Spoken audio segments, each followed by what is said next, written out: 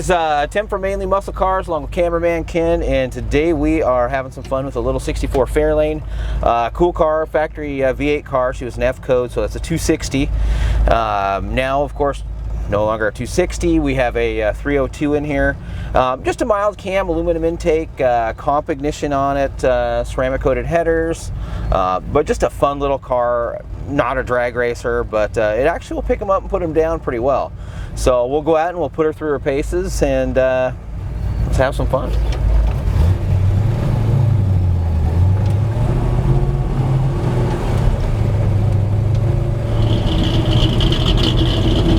So we're starting our test drive here at Evergreen Speedway. They're nice enough. We got some photos out here.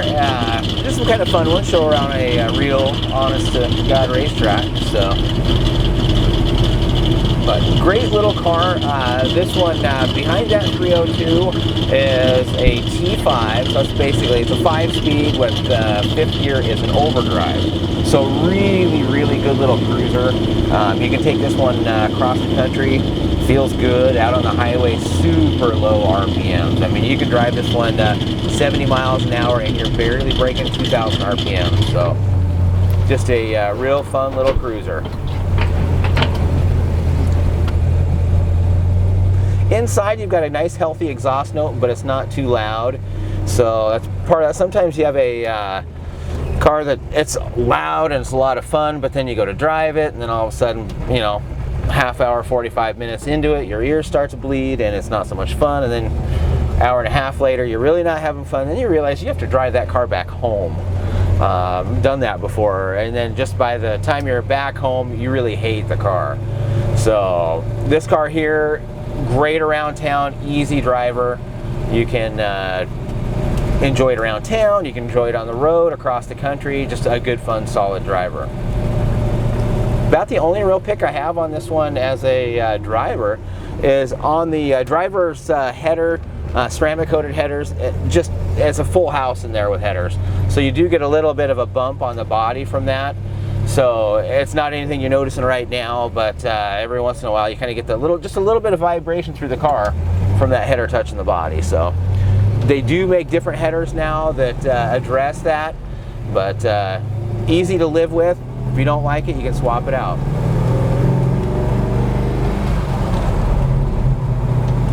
Clutch works nice, shifter works really well. The T5s have an internal rail, so you don't have all that big shift linkage on the side of the transmission that can wear out. So it's a nice, easy shift. So, good combo there. Also, all the front suspension was just rebuilt. That's got new upper and lower ball joints, tie rod ends. A nice alignment was just done.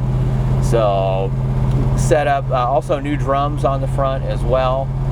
A lot of maintenance has been done. So it's just really it's a get in and go car. Heater works, wipers work. The factory radio is still in the dash, but what they did is they put a CD player down below it. That really is a nice setup. That way you don't have to take a Sawzall to the dash and you have a nice clean plating up front. So really she's ready for cruising. Also, this one has a rear sway bar on it. Normally you get in these old Fairlanes and they really wallow in corners. This one has a nice flat handling. It's not abusive, but when you put it into a corner it takes a nice set.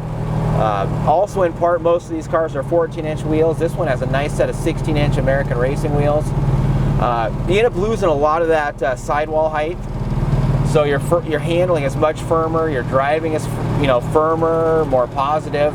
When you go to a turn in, the car settles in. Just a lot nicer setup.